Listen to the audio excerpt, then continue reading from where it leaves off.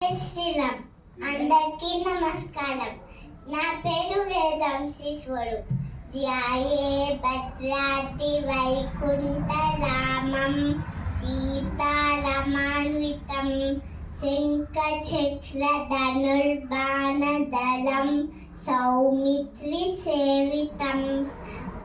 ద్వాపర యుగంలో భద్ర మహర్షి రాముణ్ణి సేవించుకోవడానికి తపస్సు చేస్తే వైకుంఠం నుంచి శ్రీమన్నారాయణుడు సిరికిందెప్పడు శంఖ చక్ర యుగమున్ చేదోయి సన్నింపడు ఏ పరివారము తీరడు అన్నట్టుగా తన భక్తుల్ని అనుగ్రహించడానికి పరుగున రాముని వల్లే భూమి మీదకి వచ్చాడు.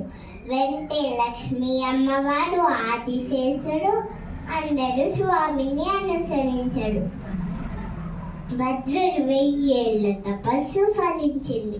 భద్రుడు అమితానందంతో ఆనంద బాష్పాలతో సీతారామ లక్ష్మణులను సేవించుకున్నాడు. భద్రుడి కోరిక ప్రకారం రాముడు భద్రుడిని పర్వతంగా అనుగ్రహించి ఆ పర్వత శిఖరంపై పాదాలు మోపి భద్రుడి హృదయ స్థానంలో రాముడు శంఖ చక్ర ధనుర్బాణాలతో పద్మాసనంపై కూర్చుండగా ఒడిలో సీతమ్మ వారు 2 తామర పుష్పాలతో పక్కనే ధనుర్బాణాలతో లక్ష్మణ స్వామి నిలబడగా రామయ్య తండ్రి కొలువై ఉన్నాడు.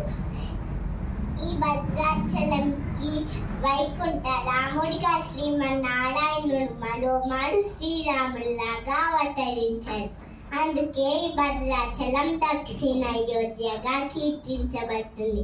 జై శ్రీరామ్. జై జై శ్రీరామ్. రామదాస వర్ధ గోవింద గోవింద.